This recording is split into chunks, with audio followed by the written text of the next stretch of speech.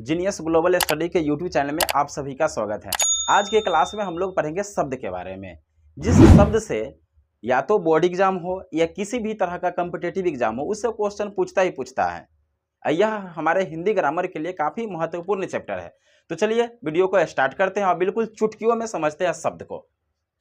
सबसे पहले हम लोग देखते हैं शब्द का डिफिनीशन। शब्द का डिफिनीशन क्या होता है? तो वर्णों का वैसा समूह जिसका कोई अर्थ अस्पष्ट हो। शब्द होने के लिए दो चीज चाहिए। सबसे पहला चाहिए क्या? वर्ण का समूह, यानी कि समूह का मतलब क्या होता है? ग्रुप। जैसे कि अगर हम लोग देखिए क, ट, ह और ल, यह चार गो वर्ण हो गया, 1 2 3 और यह चार, चारों का चारों वर्ण हो गया।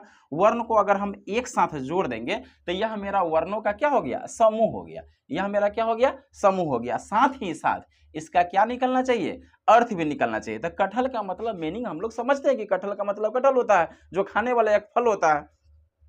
तो उसी तरह से तो शब्द होने के लिए दो चीज का होना काफी जरूरी है। एक तो होना चाहिए हम लोग का समूह होना चाहिए, दूसरा क्या होना चाहिए कि उसका ऐसा समूह जिसका कोई अर्थ हो। अब इसी में जैसे भी लिख दिए ट, क, प, ल। अब बताइए यह भी दो वर्ण है, 1 2 3 और 4, चारों का चारों वर्ण है। चारों वर्ण का यह क्या है? समूह है। एक साथ जोड़ देंगे तो यह समूह हो गया। अब बताइए इसको हम लोग कभी भी शब्द इसको पढ़ पाएंगे? नहीं, इसका कोई मीनिंग ही नहीं होगा, इसलिए यह मेरा शब्द नहीं होगा। यह मेरा शब्द नहीं होगा। शब्द क्या होगा? तो शब्द हो जाएगा ऊपर वाला। शब्द होने के लिए मैंने दो चीज बताया। एक मैंने क्या बताया कि वर्णों का क्या होना चाहिए? समूह होना चाहिए। दूसरा उसका क्या होना चाहिए? अर्थ होना चाहिए। ये दोनों चीज होगा तभी वह शब्द होगा, अन्यथा वह शब्द नहीं होगा। जैसे कि एग्जाम्पल हम लोग समझते हैं, जैसे कि हम लोग लिखते हैं क्या एग्जाम्पल में, जैसे कि लिख दिया हम लोग किताब। किताब भी एक प्रकार का क्या है? शब्द है। उसके बाद हम लोग लिखते हैं अलमीरा, यह भी शब्द है। उसके बाद लिखते हैं कबूतर, यह भी शब्द है। यानी कि सब का सब वर्णों का ही समूह है, लेकिन सब का सब क्या निकल रहा है? अलग अलग अर्थ स्पष्ट हो रहा है, सबका कुछ ना कुछ मीनिंग निकल रहा है, इसलिए वह शब्द होगा, अदरवाइज वह शब्द नहीं होगा। तो शब्द समझ गए। अब इससे हम लोग का पूछा जाता है बहुत ही इंपॉर्टेंट क्वेश्चन कि शब्द के भेद। तो शब्द के भेद को हम लोग डायग्राम के थ्रू समझते हैं कि शब्द का किस किस तरह से भेद पूछता है। तो शब्द का अर्थ के अनुसार देखेंगे तो अर्थ के अनुसार शब्द के दो भेद होते हैं। ध्यान से समझिएगा, अर्थ के अनुसार शब्द के दो भेद, एक होता है सार्थक और दूसरा होता है निरर्थक। उसी तरह से रचना एवं बनावट के अनुसार शब्द के तीन भेद होते हैं, रूढ़ शब्द, यौगिक शब्द और योग रूढ़ शब्द।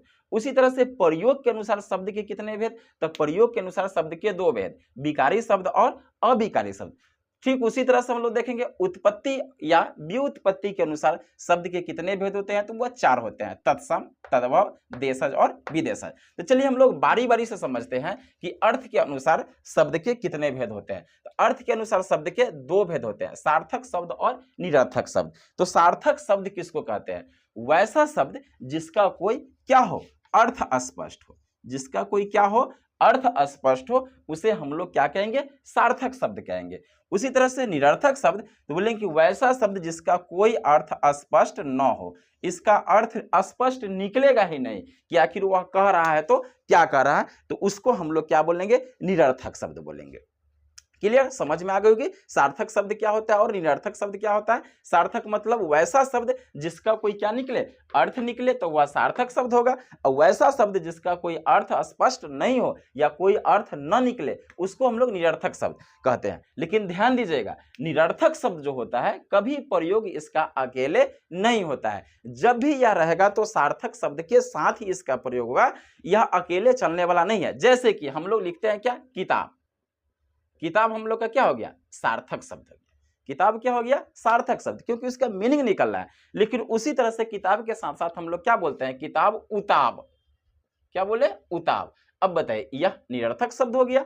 उसी तरह से हम लोग बोलते हैं, जैसे ही घर पे बोलते हैं कि दाल, और साथ ही साथ बोलते हैं कि दाल उल लेके आओ। तो दाल तो ठीक है, इसका मीनिंग निकल रहा है, लेकिन इसके साथ जो हम लोग क्या बोल रहे हैं? उल, इसका मतलब क्या होता है? तो यह मेरा हो गया निरर्थक शब्द और इधर वाला हो गया मेरा सार्थक शब्द। यानी कि हमेशा जब भी सार्थक शब्द के साथ हमेशा जो निरर्थक शब्द का प्रयोग कभी भी अकेले नहीं होगा, जब भी उसका प्रयोग होगा तो किसके साथ होगा, सार्थक शब्द के साथ। जैसे कि हम लोग बोलचाल की भाषा ही बोलते हैं, सब्जी उब्जी ले लिया, भात उत ले लिया, तो भात तो ठीक है, और उसके साथ जो हम लोग उत बोलते हैं तो वो क्या होता है, तो वही होता है निरर्थक शब्द। जान जाइए कि निरर्थक शब्द का प्रयोग अकेले नहीं होता है, उसका प्रयोग जब भी होगा तो वह सार्थक शब्द के साथ ही उसका प्रयोग है। क्लियर? तो सार्थक और निरर्थक शब्द समझ में आ गई होगी। अब चलिए हम लोग दूसरा पॉइंट सकते हैं कि रचना एवं बनावट के अनुसार शब्द के, रचना एवं बनावट के अनुसार शब्द के तीन भेद होते हैं। पहला रूढ़ शब्द, दूसरा यौगिक शब्द और तीसरा योग रूढ़ शब्द। तो रूढ़ शब्द किसको कहते हैं, ध्यान दीजिएगा, वैसा शब्द जिसका खंड करने पर, जिसको तोड़ने पर, वैसा शब्द जिसको क्या करने पर, खंड करने पर। खंड का मतलब क्या होता है, तो खंड का मतलब होता है तोड़ना। तो वैसा शब्द जिसको खंड करेंगे, टुकड़ा करेंगे, तो टूटल वाला भाग का कोई अर्थ नहीं हो। जैसे कि हम लोग लिखते हैं क्या, फू और ला, फूल, यह मेरा एक शब्द हो गया। इसको अगर हम लोग तोड़ेंगे, फू अलग और ल अलग, तो यह क्या हो गया, दोनों अलग अलग हो गया, न फू का कोई मतलब निकलेगा और न ल का कोई मतलब निकलेगा। तो यह मेरा हो जाएगा रूढ़ शब्द। दूसरी तरह से यह समझते हैं कि रूढ़ शब्द जो क्या होता है, वह किसी भी शब्दों के योग से बना हुआ नहीं होता है। अगर हमसे पूछे कि रूढ़ शब्द का डिफिनीशन, तो बोले कि वैसा शब्द जिसको खंड करने पर, तोड़ने पर टूटे हुए भाग का कोई अर्थ नहीं निकले, टूटे हुए भाग का कोई अर्थ नहीं निकले, उसे हम लोग कहेंगे रूढ़ शब्द। जैसे कि एग्जांपल में हम लोग यहाँ पे देख लिया, दूसरा एग्जांपल हम लोग समझते हैं, जैसे कि कलम लिखते हैं, कलम, कलम, इसको तोड़िए, क अलग हो जाएगा, ल अलग हो जाएगा और म अलग हो जाएगा, यह तीनों का कोई मीनिंग नहीं निकल रहा है, तो यह मेरा क्या हो जाएगा, यह मेरा हो जाएगा रूढ़ शब्द। अब देखते हैं हम लोग यौगिक शब्द। तो यौगिक शब्द किसको कहते हैं, यौगिक, यौगिक का मतलब होता है वैसा शब्द जो दो शब्दों के योग से बना है, दो शब्द या दो से अधिक शब्द, दो या दो से अधिक, दो या दो से अधिक। कम से कम यौगिक शब्द होने के लिए कम से कम कितना होना चाहिए, कम से कम दो शब्द होना चाहिए, कम से कम दो शब्द। अधिक से अधिक उससे तीन गो, चार गो, जितना भी हो सकता है वो हो सकता है। तो पूछा जाए हम लोग को कि यौगिक शब्द क्या होता है, तो बोलें कि वैसा शब्द जो दो या दो शब्दों के, दो या दो से अधिक शब्दों के योग से, योग मतलब जुड़ने से बना होता है, उसे हम लोग कहते हैं यौगिक शब्द। जैसे कि इसके एग्जाम्पल हम लोग समझते हैं, लिखते क्या है, विद्यालय। विद्यालय में देखिएगा बुआ दो शब्द है, एक होता है विद्या और दूसरा होता है आलय। तो दो खंड में टूटा, अखंड वाले भाग का अर्थ भी निकल रहा है। खंड वाले भाग का क्या निकल रहा है, विद्या का मतलब ज्ञान, आलय का मतलब क्या होता है, घर। तो दो सब भाग में यह टूटा और दोनों भाग का क्या निकल रहा है, अर्थ निकल रहा है। उसी तरह से हम लोग दूसरा लिखते हैं सूर्योदय। सूर्योदय, सूर्य का मतलब होता है सूर्य और उदय का मतलब होता है निकलना या उदय होना, यानी कि सूर्य उग रहा है, सूर्य का उदय हो रहा है। तो यहाँ पे हम लोगों ने क्या देखा कि यह जो शब्द था सूर्योदय, यह भी दो शब्द के योग से बना था, और विद्यालय यह भी दो शब्द के योग से बना था, और दोनों को मैंने खंड किया तो यह दो भाग में टूटा, यह भी दो भाग में टूटा, और टूटे हुए भाग का क्या निकल रहा था, अर्थ निकल रहा था। टूटे हुए भाग का अर्थ निकल रहा था, तो वह हम लोग का कौन सा शब्द हो जाएगा, तो वह हम लोग का हो जाएगा यौगिक शब्द। अब नेक्स्ट हम लोग देखते हैं योग रूढ़ शब्द। योग रूढ़ शब्द क्या होता है, तो वैसा शब्द जो अपना अर्थ छोड़ करके विशेष अर्थ प्रकट करते हैं, वैसा शब्द जो अपना अर्थ छोड़ करके विशेष अर्थ प्रकट करते हैं, उसे हम लोग कहते हैं योग रूढ़ शब्द। वह कैसे होगा, तो जैसे कि देखिए गजानन, गजानन, गजानन, गजानन का मतलब क्या होता है, गजानन एक तो हाथी को बोलते हैं और दूसरा हम लोग गणेश जी को बोलते हैं। उसी तरह से अगर हम लोग लिखते हैं क्या, नीलकंठ, नीलकंठ, तो नीलकंठ, एक तो नीलकंठ हुआ और दूसरा क्या हुआ, तो दूसरा हुआ शिव जी के बारे में बताया जा रहा है। तो एक तो नीलकंठ की विशेषता बताई और दूसरी किसकी विशेषता बताई है, शंकर भगवान की विशेषता बता रही है। तो उसको हम लोग क्या बोलेंगे, योगरूढ़ शब्द, जो अपना अर्थ छोड़ करके विशेष अर्थ प्रकट करेगा, उसको हम लोग क्या बोलेंगे, रोड, योग रोड शब्द।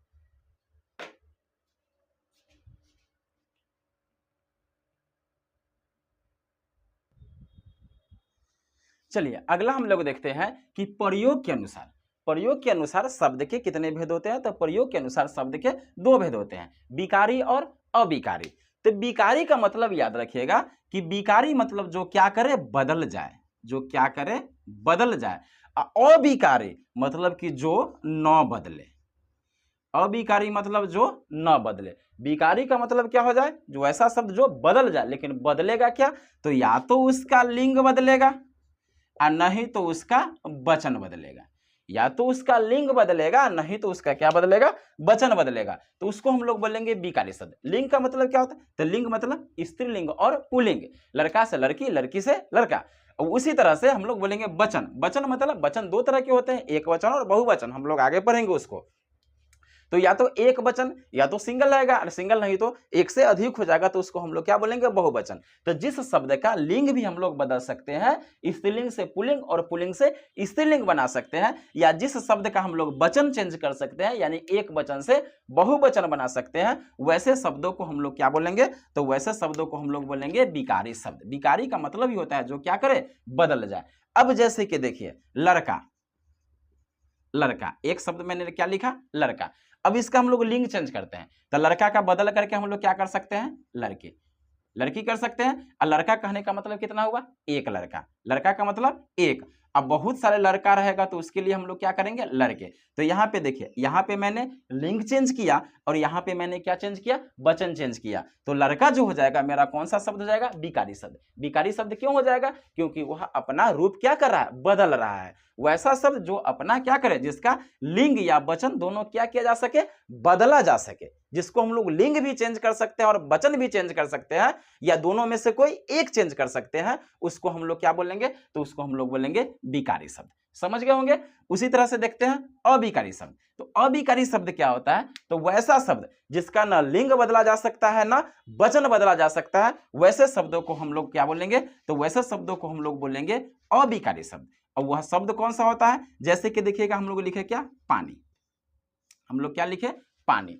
अब पानी को हम लोग क्या कर सकते हैं, पानी को हम लोग बदल सकते हैं, नहीं, पानी का वचन भी वही रहेगा और लिंग भी वही रहेगा। ये तो हम नहीं कह सकते हैं कि पानियां बहुत है, पानियों बहुत है, तो उसको हम लोग क्या कर सकते हैं, चेंज नहीं कर सकते हैं। न उसका हम लिंग चेंज कर सकते हैं, न उसका हम लोग वचन चेंज कर सकते हैं। जैसे कि एक होता है क्या, दूध, दूध, दूध का भी हम लोग न वचन चेंज कर सकते हैं और न ही उसका हम लिंग चेंज कर सकते हैं। तो यह भी दूध भी मेरा कौन सा शब्द हो जाएगा, तो यह भी मेरा हो जाएगा अविकारी शब्द।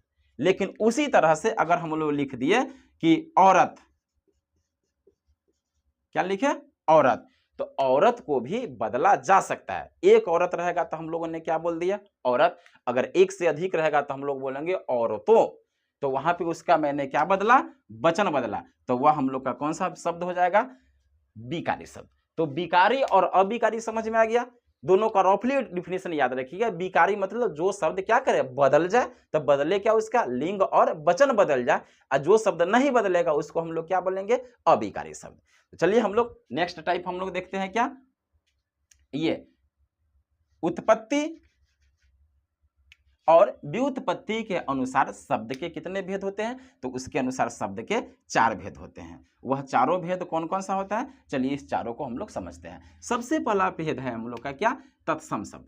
तत्सम शब्द किसको कहते हैं, तो वैसा शब्द जो देखने में, सुनने में और पढ़ने में संस्कृत जैसा लगेगा और उसका अर्थ भी संस्कृत जैसा ही निकलेगा।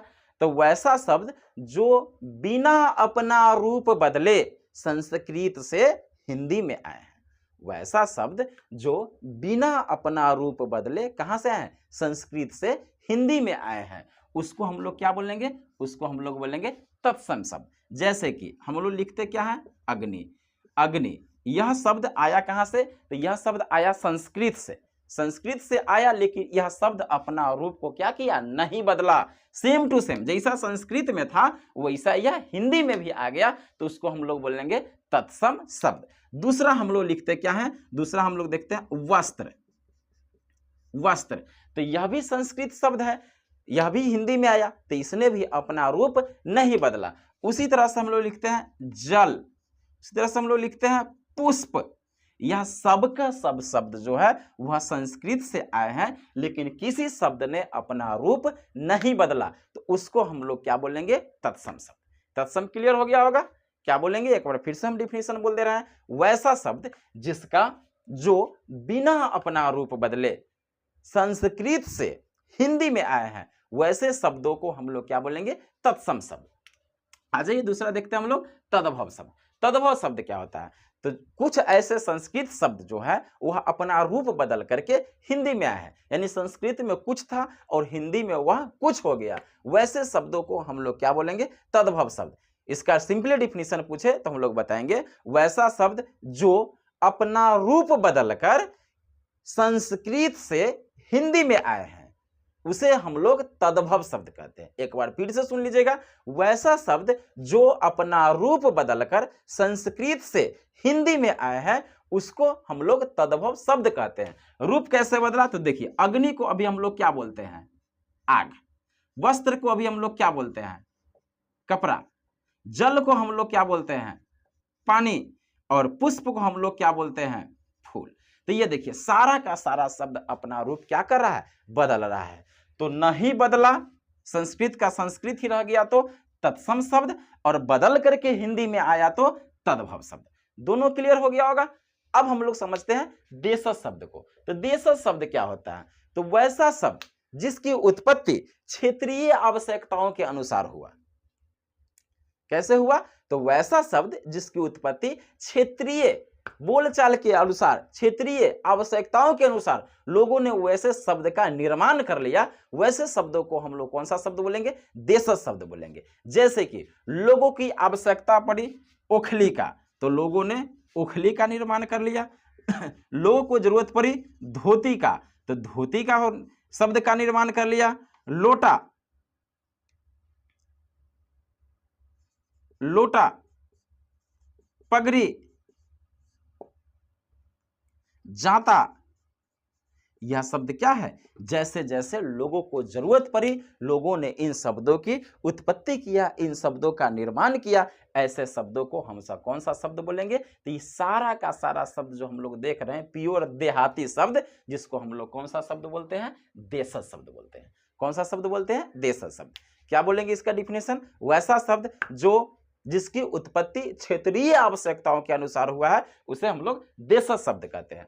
अब आइए देखते हैं हम लोग कौन सा शब्द? विदेशज शब्द। तो विदेशज शब्द किसको बोलेंगे? वैसा शब्द जिसकी उत्पत्ति तो विदेशों में हुई है, लेकिन बोलचाल की भाषा में सभी जगह बोली जाती है, ऑल ओवर वर्ल्ड में उसको लोग मानते हैं, वैसे शब्दों को हम लोग बोलेंगे विदेशज शब्द। जैसे कि वह सुनने में थोड़ा इंग्लिश टाइप जैसा लगेगा, जैसे कि school, school English, hospital, hospital, उसके बाद साइकिल, स्टेशन, नर्स, डॉक्टर, यह सारे के सारे शब्द जो है सुनने में इंग्लिश जैसा लग रहा है, मतलब विदेशज शब्द, और सुनने में प्योर देहाती जैसा लग रहा है, मतलब देशज शब्द। क्लियर हो गया होगा? तो आज के क्लास में हम लोग यहीं पे समाप्त करते हैं। मिलेंगे हम लोग नेक्स्ट क्लास में, नेक्स्ट वीडियो के साथ, नेक्स्ट टॉपिक के साथ।